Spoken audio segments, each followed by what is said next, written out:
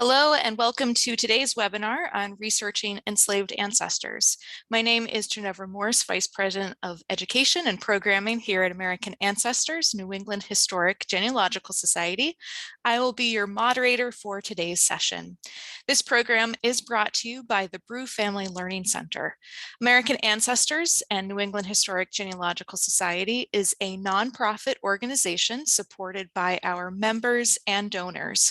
We provide resources and expertise in nearly all aspects of family history and are pleased to offer such programming for our members and friends around the world. Our presenter today is Meaghan Siekman, genealogist of the Newbury Street Press. Meaghan holds a PhD in history from Arizona State University, where her focus was public history and American Indian history.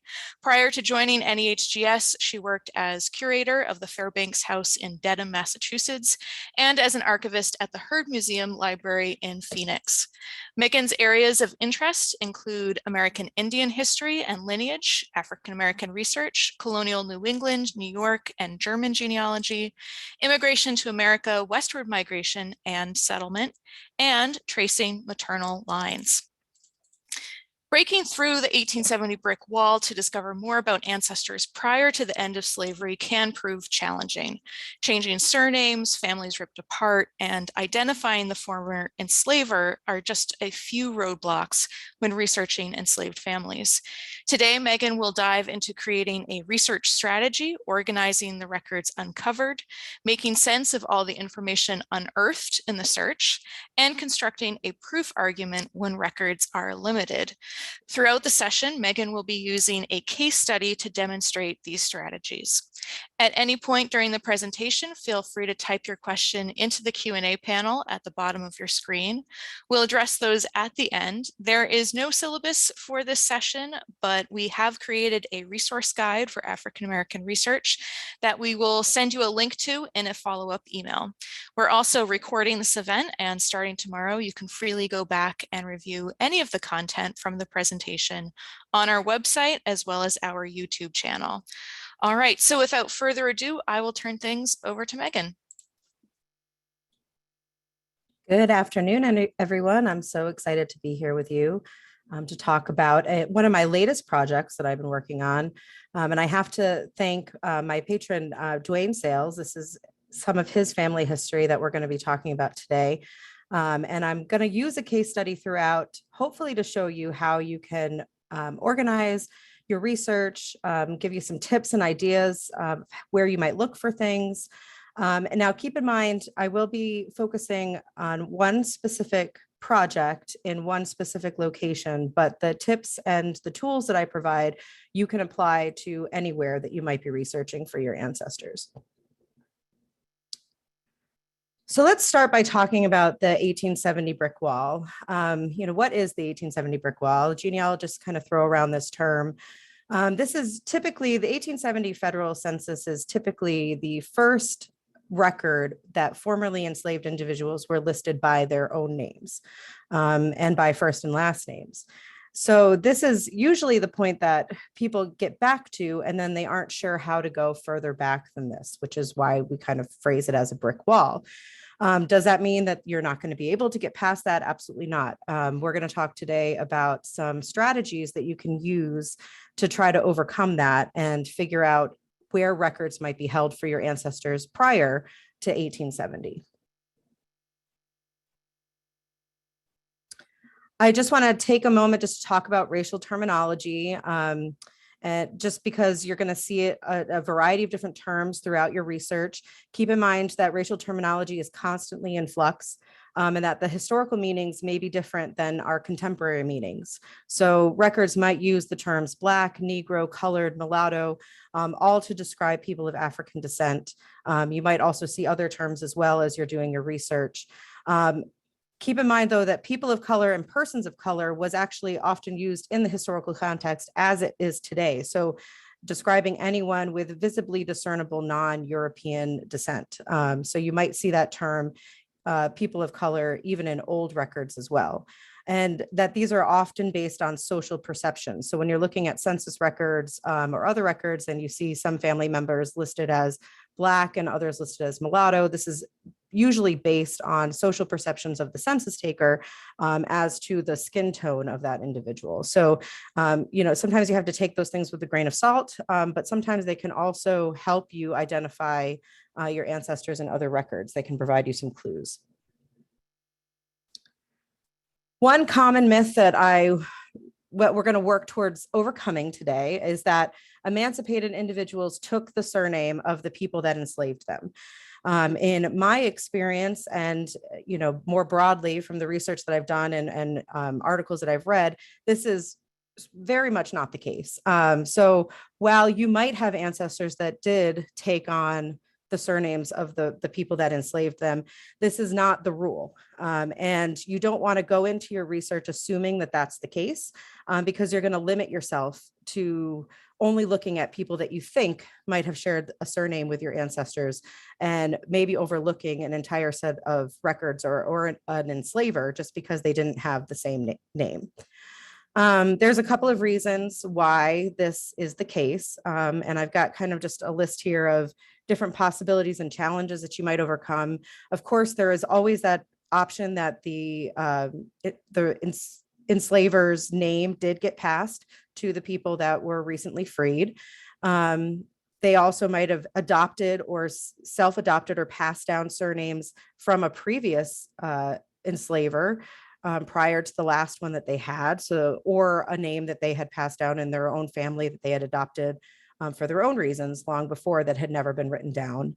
You might also see some that were assigned, I put this in quotations, during Reconstruction, particularly if you're looking at records like the voter registrations in 1867 or the oath they were taking. You might find that individuals were at first identified with the surname of their former enslaver, but then that changed during Reconstruction. So later records, you might find your ancestor with a different surname once they kind of took on the agency of creating their own name or readopting their own name. And because of this, you might find blood relatives with different surnames. So, within the historical context, the reasons why it's so varied is that you have lingering control and or influence of the enslavers that might have passed down names. You also have families that were ripped apart. So you might have families that members of families that were all enslaved by different people and therefore might have taken on different surnames because of that. And then you have adoptions of unrelated children within the same household. So, within the same enslaver's household, if there were young children that, had been taken away from their own families, quite frequently you do see them adopted into the households of the adults that they were with even after emancipation. And, keep in mind that naming is a form of agency. So when you do see individuals changing their name or reclaiming names after the end of slavery, this is a way of taking over that agency over oneself again. So, thinking about all the different possibilities of the surnames that you could come across can be a little overwhelming. You're looking at a lot of different people. So my big tip today that we're going to talk about is the fan method. And I'm going to walk you through how I go about doing this and how I organize that. So this is using friends, associates, and neighbors of your ancestors to note all of the surnames that are living near your ancestors. So you would then end up researching a wide cast of families and different people to try to figure out more information about the individual that you're looking at. So it might seem like you're really casting a wide net, and then you're kind of figuring out how to look at that and bring it back down to just your ancestor. If you want to see some more, if you're interested in more in the slave surnames, I did write a Vita Brevis article about this last year. And this was a particular case where the recently emancipated individual, Wellesley, we were looking for Wellesley Thompson was the name that he carried forward. And he did take that from a former enslaver. However, when I was going through this, I came across this collection randomly within Probate Records, and somebody had transcribed all of the probate records that mentioned any enslaved people. And instead of jumping right to the Thompson, assuming that Wellesley took the name of an enslaver, I decided to go through these records page by page and look for any Wellesley that was the right age. And lo and behold, I found him here pretty close to the very first page. But at that point, he was enslaved by a man named James Anderson. And that this record then tells you that he was sold to Edward Thompson, which is why he later took on that name. But also that his parents, Wiley and Rachel, they were, along with their youngest children, were sold to William Guile, and they actually ended up taking on the Guile surname. So here's an instance where you have people in the same family taking on different surnames based on where they were ended up. So this is, a family that's ripped apart. And you do have blood relatives that are then taking on different surnames. So you can read more about this particular case in this Vita Brevis post from last year. So throughout our talk today, I'm going to talk about the ancestry of Reuben Young Sales. And this is a project that is currently in the works. So I don't have a nice, neat ending for you today, but I do have some information that we can piece together. And I'm really interested in showing you how I'm finding records and how I'm organizing them, because I think that that might help you figure out how you might go about your own research. So a little bit of information, what we started with as far as the ancestry of Reuben Young Sales. We knew that he was born in Albemarle County, Virginia, in September of 1885, that he died in Pennsylvania, and that by his own account, so there's an interview that he did in 1982 with the Pittsburgh Press, where he says that his father died shortly after the birth of his younger sister, Grace, and that they then moved to McKeesport, Pennsylvania around 1892. And that his mother moved first and that came back for the children in 1892. So we kind of had an idea of when they were leaving Virginia. We knew where he was coming from in Virginia. And we had a little bit of information about his mother. So his mother, Cecilia Wells Young Sales, or Celia, she goes by both in records, it varies. We knew that she was born in February of 1863 in Albemarle County, Virginia. We knew that based on the ages of her children, that she likely married her first husband around 1883, probably in the same place. And we knew that her maiden name was Wells and that her parents were Richard and Grace from her death certificate. So this was a lot of information to go on to try to find more information about her.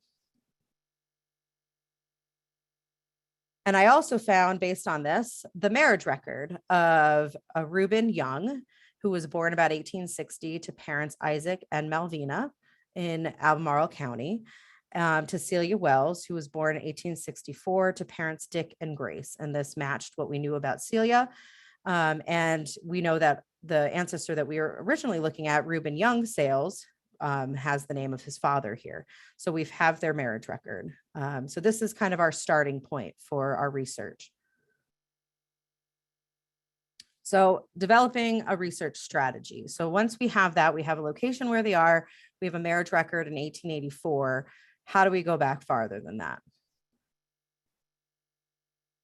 So when you're thinking about developing a research strategy, there's a number of steps that you're going to kind of keep cycling through as you're doing your research. So step one, write out clear research questions. And I do this constantly. I have checklists of questions that you can go back and refer to keep you focused on what you're trying to find. It's very easy when you're doing this kind of research to go down rabbit holes, and that's okay. You want to be able to grab that information too.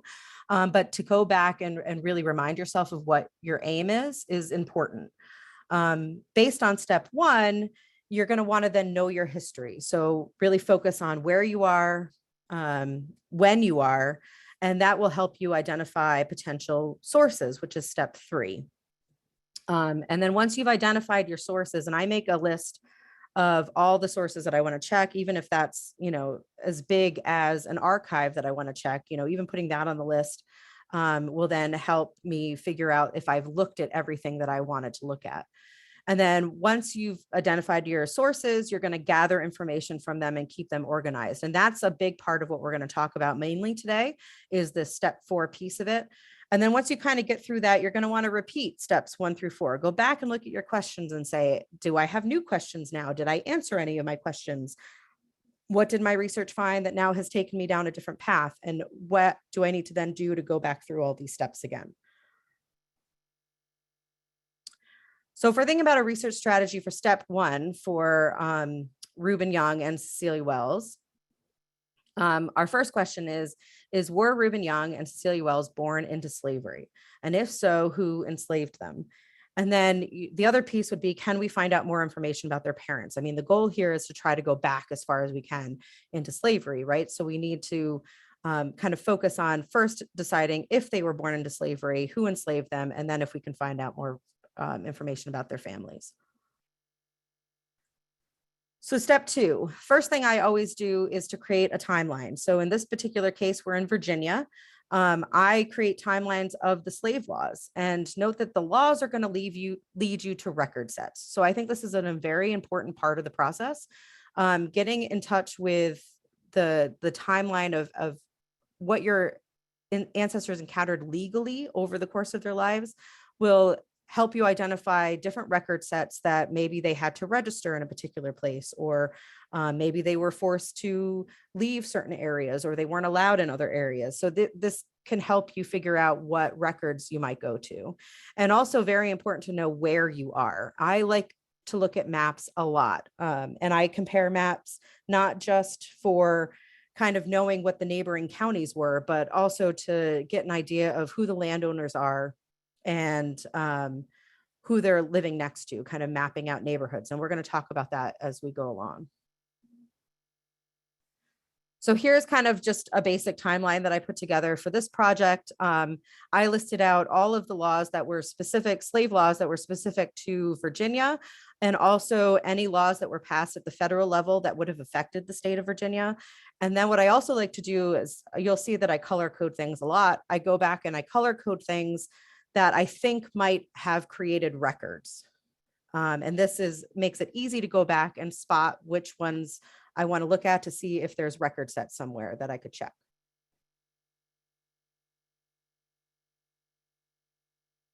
And again, in thinking about knowing where you are, first getting your bearings as far as, your neighboring counties are important. But then even within that, figuring out what portion of the county are you in? Are you in the southern portion or the northern portion? Which ones are you closer to? So all of this is important to then figuring out if maybe you do want to go into that neighboring county to look for records as well. So constantly looking at maps and figuring out where you are is crucial to finding records that might be relevant to your search. So for step 3, we're going to then identify potential sources. So we're going to look at what historical events on our timeline may have created records. And then we're going to check at the state, county, local, and even university libraries and archives. Don't discredit them because a lot of them have great collections for collections specific to slavery or Friedman. Now, a lot of state, county, and local and university libraries are doing separate sections within their collections, calling out those records that they're finding that are focused on enslaved individuals or Friedman. And these can be great places to go to figure out what records might exist and how you might access them and use them to your benefit. So check to see if they've already done some of the work for you by pulling out those records into a separate collection. So in this particular case, I went back and I looked at my timeline, and a couple of the laws that were created that I thought would influence the research I was doing was one law in 1853. Virginia required the registration of births and deaths, and this included enslaved people. So this is huge because I know that there's going to be births and death records even for the enslaved people that I'm looking for. In 1850, Virginia demands that emancipated slaves have to leave the state within a year and forbids the legislature from freeing any slave. Now, this is important because this tells me that if the ancestors I'm searching for were free prior to emancipation, living in Virginia, they either had to leave the state or they would have had to have registered with the state to be able to remain there. So there's going to be a record for that as well. And since I know the family that I'm looking for is in Virginia after emancipation, it seems likely that either they would have had to register as free people of color, or they would have been enslaved, because there's really no other option in Virginia at that point. And I also noted that, in 1865, we have the 13th Amendment, and also the establishment of the Freedmen's Bureau, which created a whole host of records immediately following slavery that can be helpful to finding individuals close to emancipation. And then when you're looking at what repositories you might encounter in your search, start at kind of like the state level. This is the Library of Virginia. Like I mentioned, they have a whole collection or a record set that they've pulled aside, Virginia Untold, the African American Narrative. And this has a series of collections that are available digitally to search for enslaved individuals. And, even just going into their search, their search engine here and pulling out what kind of records, this can give you an idea of the type of records that you might find and that you might want to search for your ancestors. So, bills of sale or cohabitation registers, or deeds of emancipation, or a free Negro registration. That would be something that you might want to check if you thought that your ancestors were free prior to emancipation. And based on that 1850 law, we know that they are going to have to register to remain in the state. So, kind of combining what you've learned from your timeline and getting to know the laws and looking at the record sets can give you an idea of where, what you want to search for your ancestors. And then, I kind of go from the state level down to the county level. So this is Albemarle County. And we're going to talk a little bit about something that I found here later on in the talk here. But again, you would do the same sort of thing, see if they have any collection specific to the African-American experience, or enslaved ancestors, or freedmen, and see if you can find records that might be relevant to your search.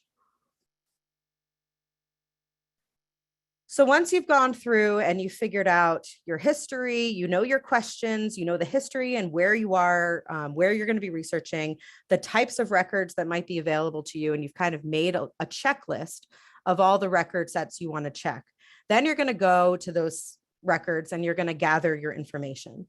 And then within that, when you're in each one of those records, you need to determine what information you can pull from each record, and make sure your notes are really easy for you to view quickly and to include as much information as possible.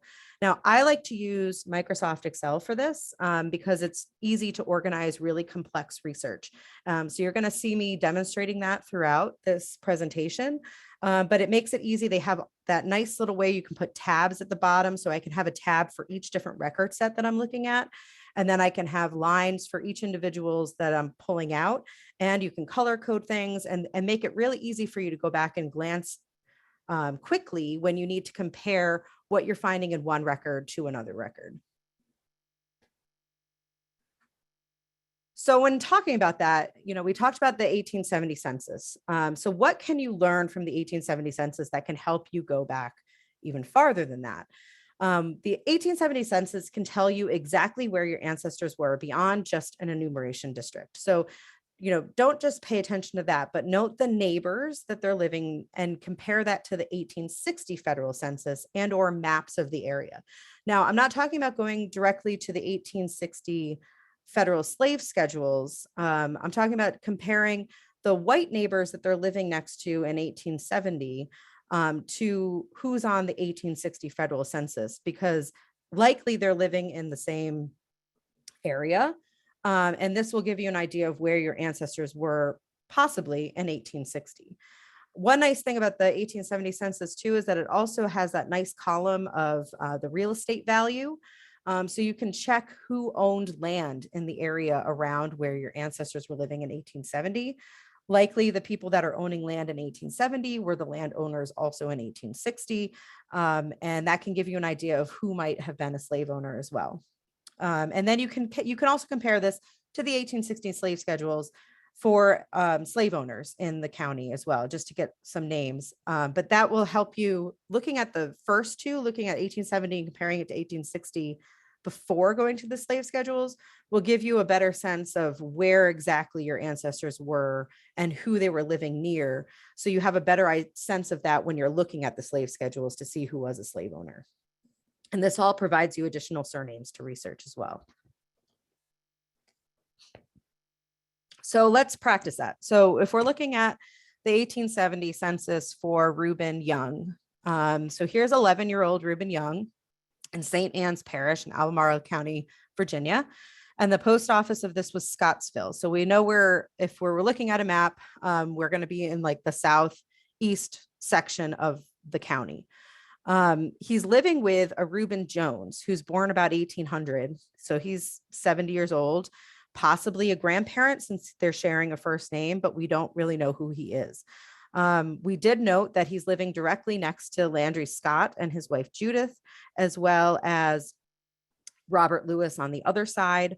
And then, I noted surnames in his direct neighborhood: Jones, Lewis, Scott, Jackson, Harris, Moon, Figgins, Burgess, Thompson, Johnson, etc. Go beyond just the first couple of people on either side. I mean, go for pages. Like I go a couple of pages before, a couple of pages after, really get a sense of who are they living around? Is it a predominantly Black area? Is it a predominantly white area? All of that stuff can give you clues as to how to find more information about them earlier. Likewise, you do this for Celia Wells. She's also residing in St. Anne's Parish in Albemarle County, Virginia, also post office Scottsville, though they were not within pages of each other. So they're not living directly next to each other, but we know that they are in the same part of the county.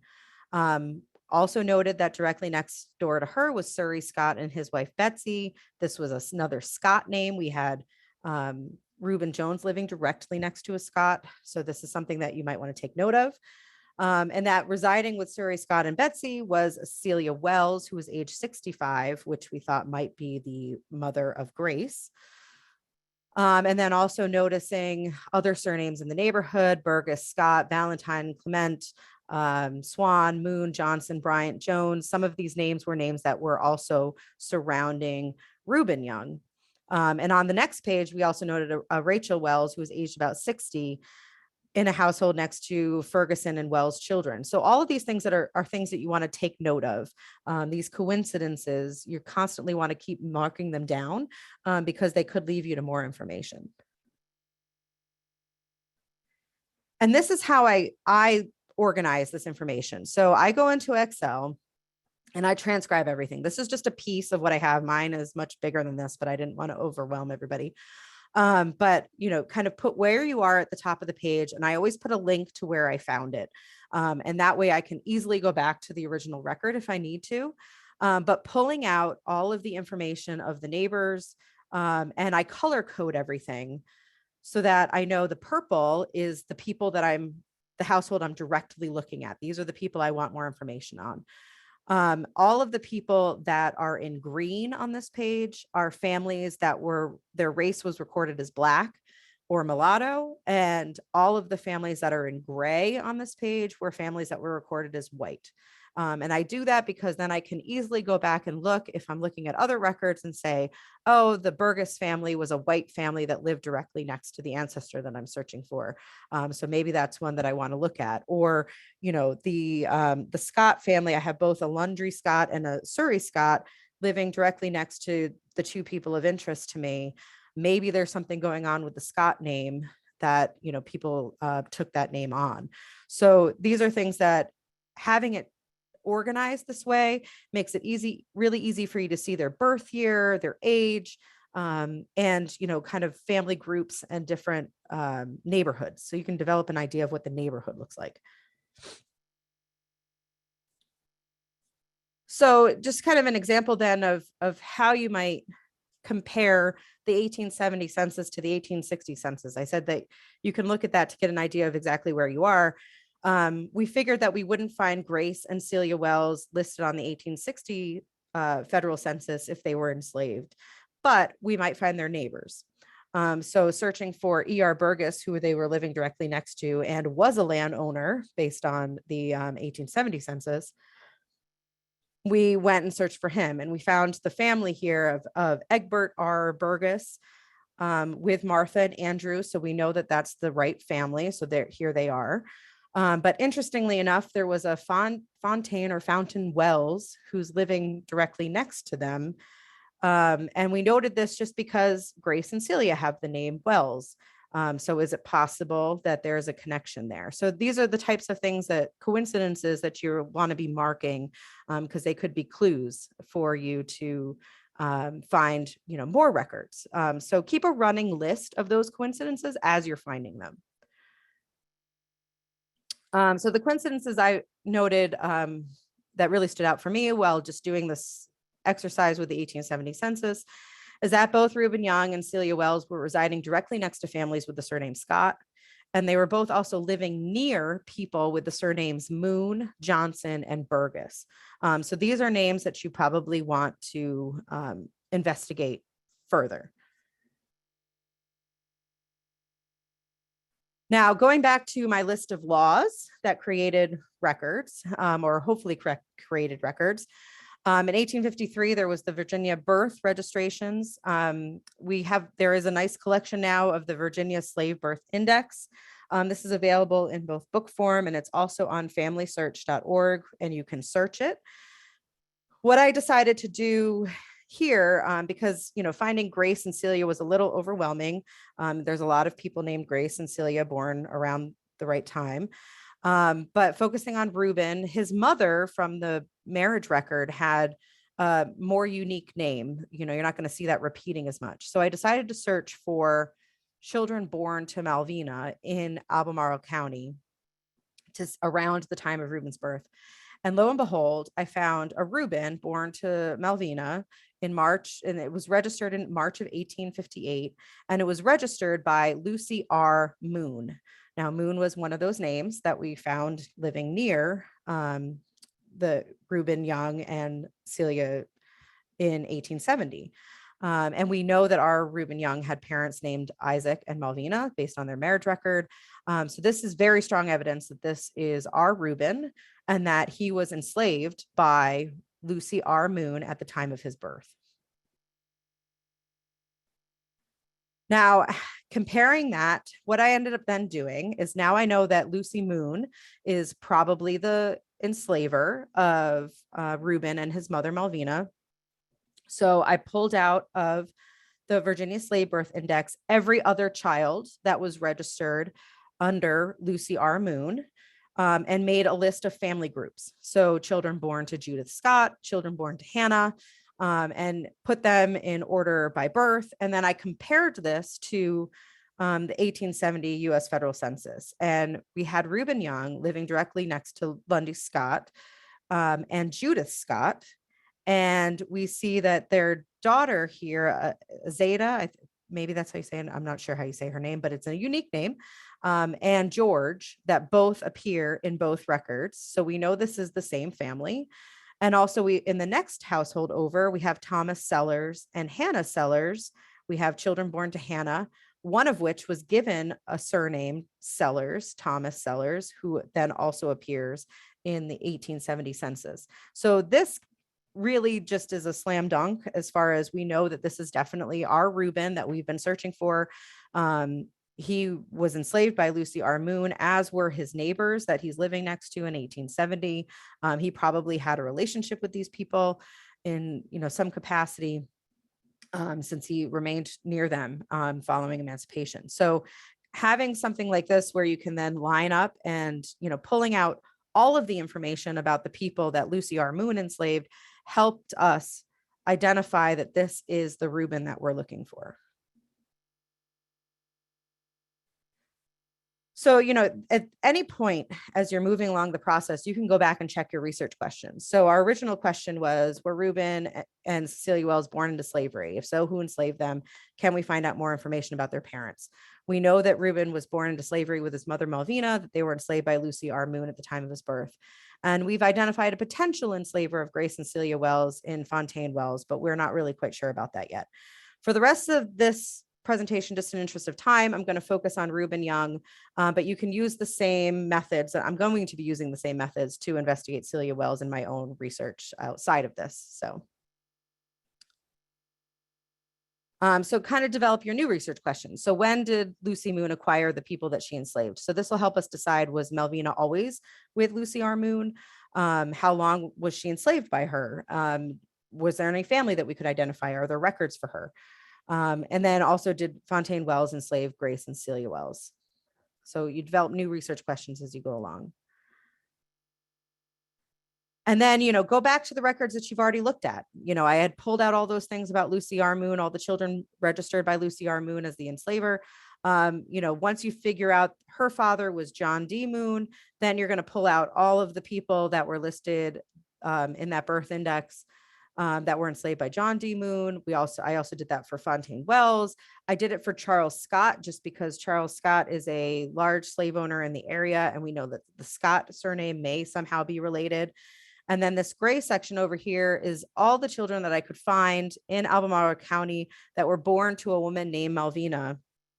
And this is just in case, I find some coincidence where Malvina may have been sold and had children under a different enslaver at some point. So all of this is like really easy for me to go back and look at, and that I can compare names and records very easily by looking at something like this.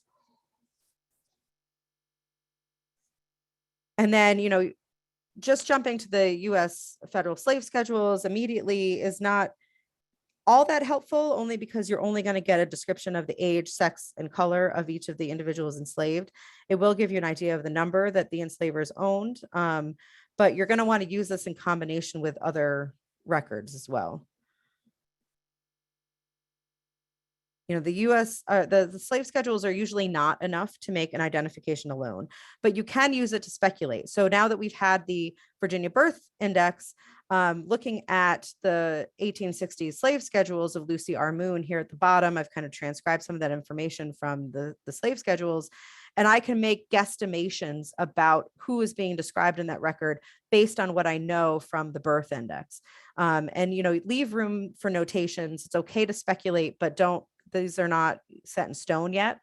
I did note, going through the slave schedules, that Fontaine Wells owned enslaved people that he hired out to other families. So it didn't seem like he had them in his own household. But because of that, then I have a notation here on the side where I'm listing all of the names in and surrounding them, one of which was John D. Moon, which we know that Lucy R. Moon's father was John D. Moon. So I did note that. So these are ways that you can kind of keep all of this information organized, so you can go back and look really easy to see if there's something that you want to investigate further. So then once you've identified the enslavers, most of what you're going to be doing is going through the enslavers records. So you're going to want to look for family histories just to map out the entire family. Then you're going to be looking for probate records, deeds and maps, tax records, Friedman Bureau records under the enslaver's name, because if there's work agreements, you're going to find it that way. And also manuscript collections or papers for the enslavers. And one way that I organize this, again, in Excel, I color code everything. This is my research on the Moon family. And I've kind of done it different generations so that I can see, a lot of times people who were enslaved were transferred or sold within family groups. And it might not be, a brother or sister that's selling it to Lucy R. Moon, but might be a cousin. Or, an aunt that left a niece, enslaved people. It's very common for women in particular to pass enslaved people in probate records and things like that. So noting the entire family can be really helpful. And cast a wide net. So like I said, look at everybody. I go through the probate records and I pull out every single Moon I can find and look at all of them, because you never know what record is going to have one of those coincidences that could lead you to further research. So we've looked at our family histories. Now we're going to move on to probate records. Like I said, I look at all of the Moons in the probate record, And this is the kind of information that I pull out. And again, in Excel, you have the name on the record, always put the book. I always put a link so I can go back easily. But what I'm trying to also include here is I have a column of enslaved people that are mentioned in that record. And this particular record, and I still have not figured out this mystery. This is a John D. Moon in the second purple section here. But it's not our John D. Moon because he's too young. He's a minor in 1833. But I need to figure out how he fits into the Moon family because some of these names are interesting to me. We do have Celia's in here, which we know Celia Wells. There's also an Elvina, which I'm curious if it's just, I did go back and look at the original record and it does say that, but it seems very close to Melvina. So, keeping things like that in mind as you go through, you might find an instance where maybe a name was just written incorrectly. And one of the things I noted too, while going through some of these records, is there's a lot of account records in inventory lists and accounts for the estates where individuals were being hired out to other households. So I am noting all of that as well, particularly because there's names like the Johnsons, Burgess, some of these other names that we noted our ancestors being near that could explain maybe how they got to where they are. So we've looked at our probate records, now looking at deeds. Again, look at everybody. I look at, this particular group is just for John D. Moon. I'm interested in figuring out how Lucy R. Moon acquired the people she enslaved. And I did note, it's not on this particular part of the spreadsheet, that John D. Moon gave 348 acres to his daughter, Lucy R. Moon, in 1846, but that there are no enslaved people mentioned in that deed.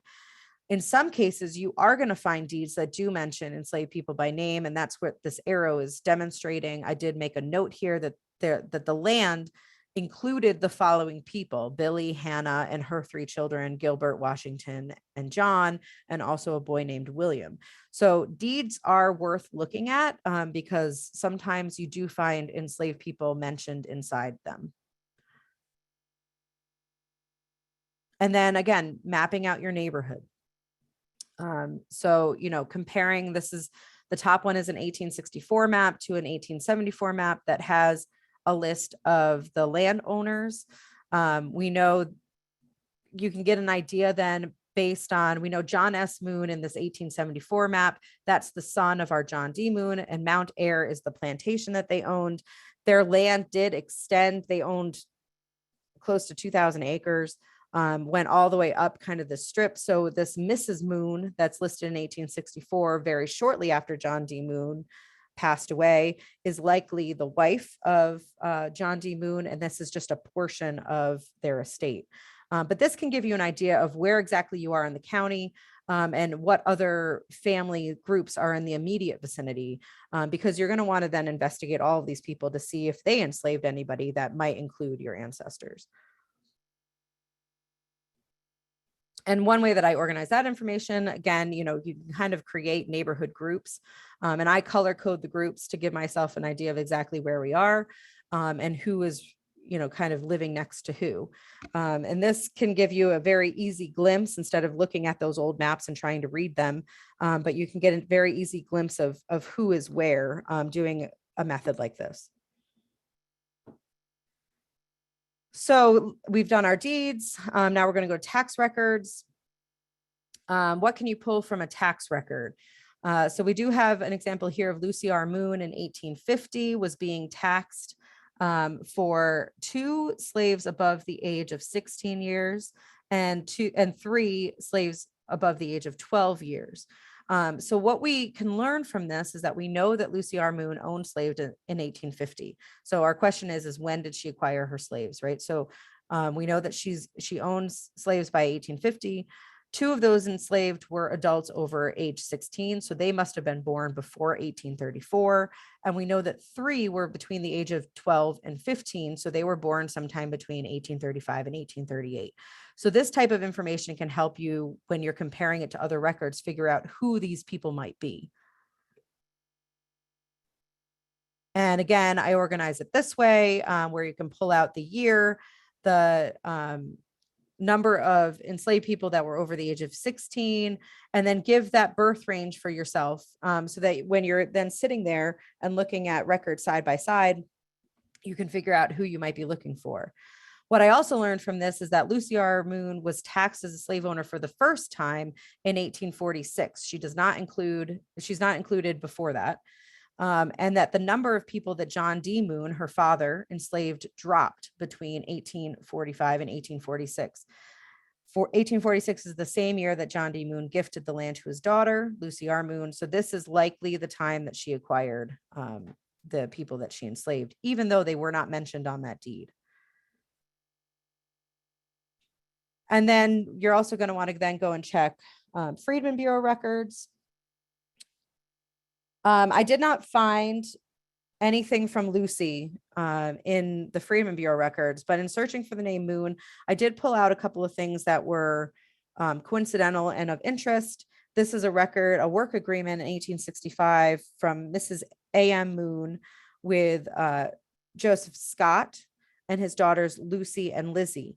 So this is something that I noted because Scott is a surname that were of interest to us. And I've identified her as likely the widow of Edward H. Moon, who was of the Viewmont plantation, which was about 5 miles away from Mount Ayr, where we're researching. And he was the brother of John D. Moon. So there is a relationship here. So this doesn't completely discredit this record from being relevant to our search. So finding something like this, you then might want to investigate who are the Scott family, and see if you could find any connection to your ancestors to them. And then after you've checked, going back through your list, looking at manuscript collections or papers. I did, in looking at the Albemarle Charlottesville Historical Society, so looking at the county records, come across a record that actually does not, it's the family papers that does not hold the Moon name.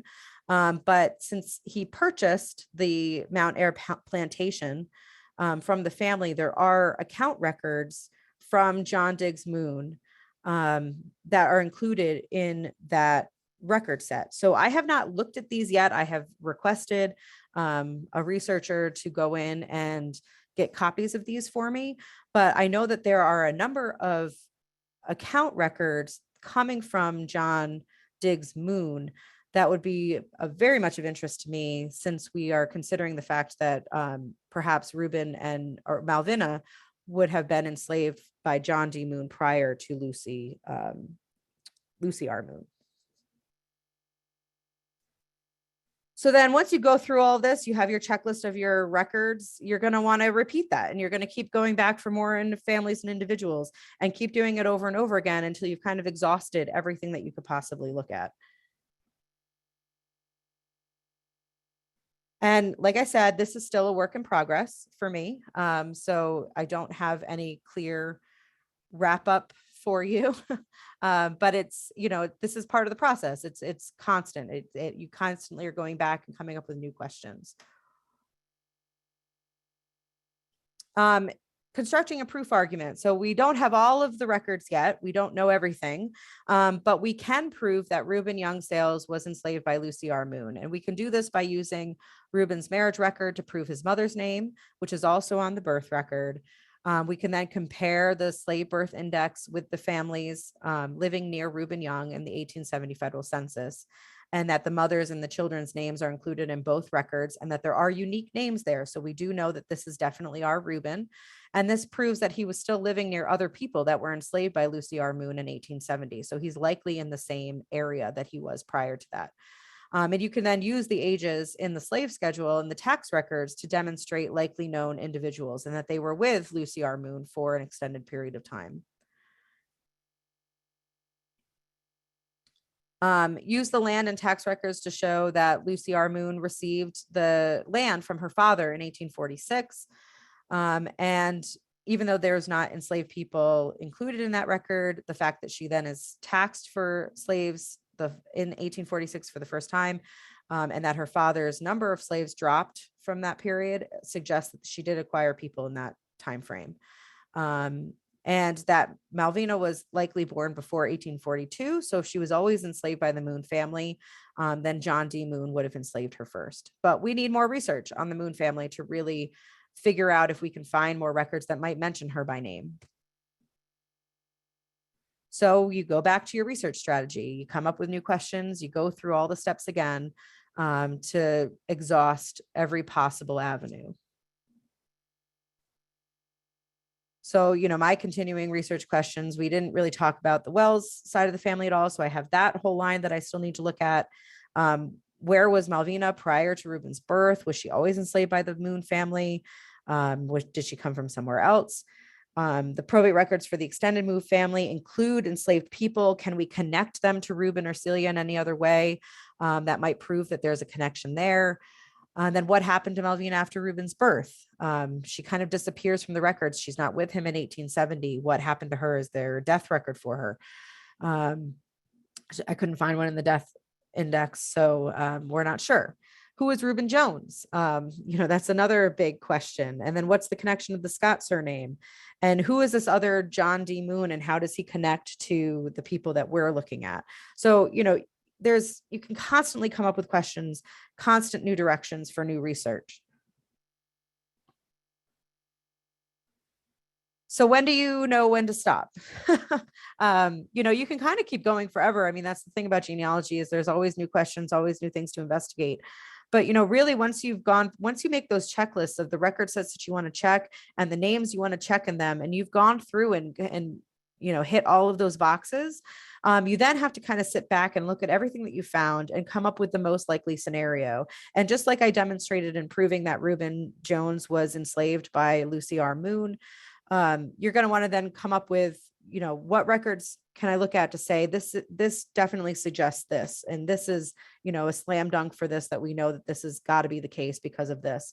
And that's really how you construct, what the best known information is on your ancestors, but always be willing to know that sometime in the future, you might find something that could add or change all of that. All right, well, thank you so much, Megan. Before we get to your questions, I do want to let you know about a few resources and upcoming events. So if you want to learn more about researching your African-American ancestors, please visit our website for additional guides, upcoming events, archived lectures, databases and projects, publications, and more. We'll include the link that you see on your screen in our follow-up email after the broadcast. And I do want to tell you just about a few upcoming events. On Monday, June 20th, Professor Lisa Baldes of Dartmouth College will be in conversation with the National Book Award and Pulitzer Prize winning historian Annette Gordon-Reed on her book On Juneteenth, which discusses the role of Texas in the formation of the holiday and its path to national recognition. On Thursday, June 23rd, Rhonda McClure will discuss the anniversary of the Four Courts fire in Dublin, an event that had a major impact on Irish genealogical research. She'll look at what records survived and what substitutes exist to move forward with your research. And if you're new to genealogy, maybe you want to refresh your skills or just become a better researcher, join us in July for a 3-week online course on building your genealogical skills. You can learn about all of these programs and upcoming events at americanancestors.org/events. All right, so let's get to some questions. If you have anything that you'd like to ask, go ahead and type it into the Q&A panel. We'll try to get through as many as we can in the time provided. Now, several people have asked, how do you learn about the laws, the slave laws, in the region that you're researching? So one place you can get started is actually on our website. So Ginevra just mentioned that we have the African American Resource Guide. I did recently update that with some helpful links to a bunch of different states and timelines and some slave laws for that. So that's a place you could get started. Sometimes even just doing a quick search for, Virginia slave laws could come up with encyclopedia articles or other resources that could help you. In some cases, I've been on repositories, like if you're on the state or the Virginia State Library website, looking at those resources that they have, sometimes clicking on a collection, they have a little scope note, and then you get, you're told that, oh, there was a law that went into place in this particular time frame that created this record set, and that can help you as well. But I did try to, in the resource guide, give you at least a little bit of guidance as to where to start outlining a timeline of slave laws. Several people have also asked about resources for maps, historical maps. You showed some great examples throughout your presentation. Where do you suggest we start looking for those? So the maps I used in the presentation came from the Library of Congress website. And so that's a good place to start. You can also, local libraries and, state libraries usually have good county maps or, historic maps that list landowners. So I would contact them to ask what kind of maps they might have.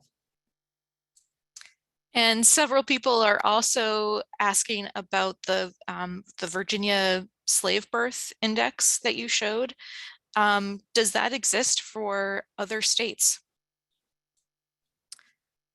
I don't think it exists in the way that it exists for Virginia. And, that's really because I believe it was a WPA project that put that collection together, that they went through the births that were recorded during that time frame and pulled out enslaved people and kind of created this book record set. And that is available online at familysearch.org.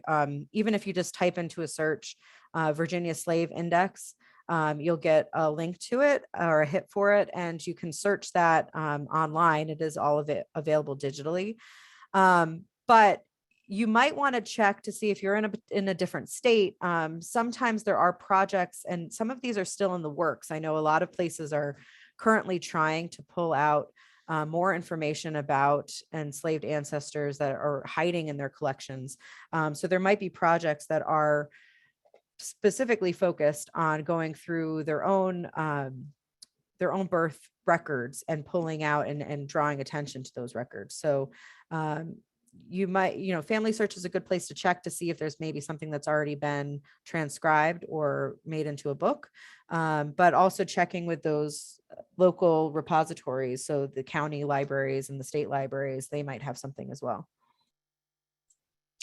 No, Anne says, I'm beginning research on enslaved people of an 18th century ancestor who named many of those people in his will, and I want to track them moving forward. What records would be most helpful in attempting to do that? So if you're kind of doing descendancy research, would your research steps change, and would some of the records also change? I think when you're researching enslaved individuals, you're kind of constantly always moving back and forth in time. So a lot of the process would be the same. At that time frame, most of what you're going to want to be doing is tracing the enslavers. So if they're mentioned in a will, figuring out who they went to in that document, and then researching those individuals, looking at their probate records, seeing if, at that particular time, the hard truth of it is that people were property. So, you're going to find them in things like account records and deeds of the enslavers. And that's how you're going to end up tracing and mapping out families. So the process is really the same, and how I would organize the information would be the same. But even when you're trying to work further back in time, it still is a lot of back and forth, because you've got to compare the things that you're finding in the past to the people that you're finding in the future, to make sure that you're looking at the right families. So I think a lot of what we talked about today would still work and apply for working on descendancy as well. Another Anne asked, how much travel was involved with the case study? I mean, were you able to do the research that you showed us from home? Did you have to travel? For this particular project, I have only been working from my home so far. I think there is potential for travel in the future. I did mention that collection at the local historical society. If I can't get, we're trying to get somebody on the ground to go and look at that for me, or at least pull the record set in some way so that I can get a copy of it. But that could be something, if once you kind of made your list of things that you want to check, then you can gauge, is it beneficial for me to go myself, or can I hire somebody to go and look at the things that I need to look at? So far, everything that you saw today, I did on my computer, from my home, and some sources in our library, but I have not traveled to date for this project. Well, thank you again, Megan. Thank you for answering those questions. There were a ton of questions that we didn't get to, but you can certainly, if you have questions that maybe a genealogist, reference questions that a genealogist can help with, you can certainly take advantage of our free chat service. Again, it's free, open to the public. It's Tuesday through Saturday, 9 a.m. to 5 p.m. Eastern Time. If you're interested in using that service, just go to americanancestors.org/chat. Our research services team can also do research on your behalf, especially if you're hitting brick walls and you're not sure where to go. So take advantage of those services. Again, this presentation has been recorded. It will be posted to our website later this evening, as well as our YouTube channel. You will receive an email once it's available with a link to the recording, as well as a link to that that resources guide that Megan mentioned. So we have a research guide that Megan put together that links to lots of different resources, records. Also on that page, you'll learn more about some of the databases that we have on our website, our GU272 memory project, and as well as archived webinars. So if you're looking, maybe you're doing more Virginia research or, research on African Americans in New England, we do have past webinars and lectures that you can watch for free on our website. So thank you again for joining us. As you leave the event, you'll have the opportunity to fill out a survey and give us your feedback. As we continue to expand our webinars and online offerings, any and all feedback is extremely helpful and appreciated. This free webinar was made possible by the generous support of members and friends around the world. Please consider making a gift to American Ancestors to keep these programs free and to create other free programs for you and others. If you'd like to access more how-to resources or learn about upcoming online educational programs, please visit our online learning center at americanancestors.org. Best of luck in your research, and I hope to see you at our online programs in the future. Goodbye for now.